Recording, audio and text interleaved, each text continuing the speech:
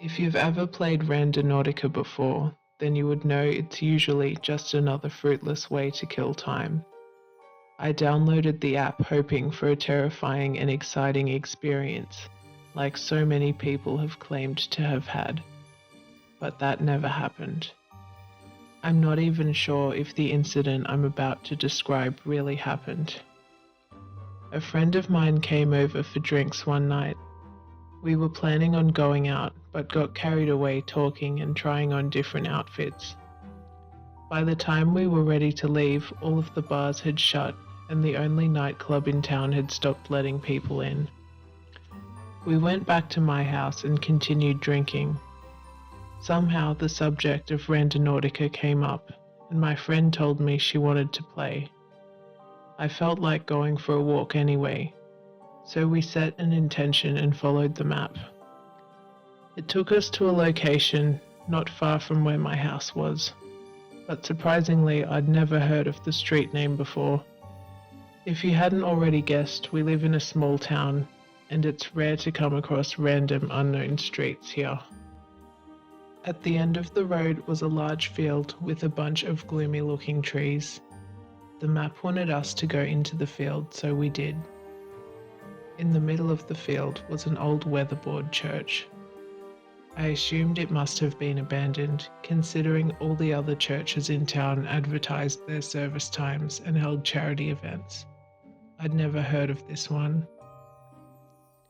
We walked over to it and heard very faint music coming from inside the church. There didn't appear to be any lights on, so I pressed my face up against the window and saw a single oversized candle glowing towards the front of the church. I could see the outlines of people sitting on the pews.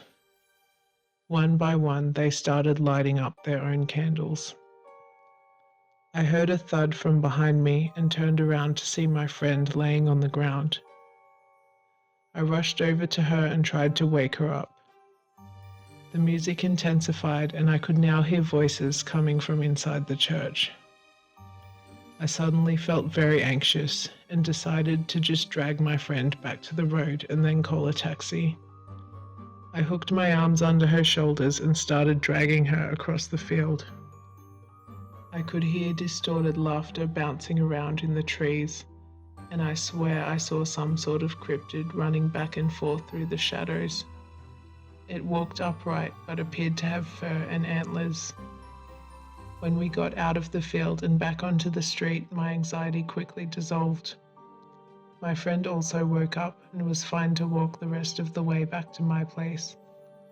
She assumed she had just passed out from drinking too much, and I never told her what happened. The following afternoon, I drove my car back down the street where the church was in the daylight. The street still existed, the field was still there with the gloomy trees, but the church was nowhere to be seen. I'm thinking that since I'm not a big drinker, I must have experienced some kind of alcohol-induced psychosis. I really don't know what else might explain what happened.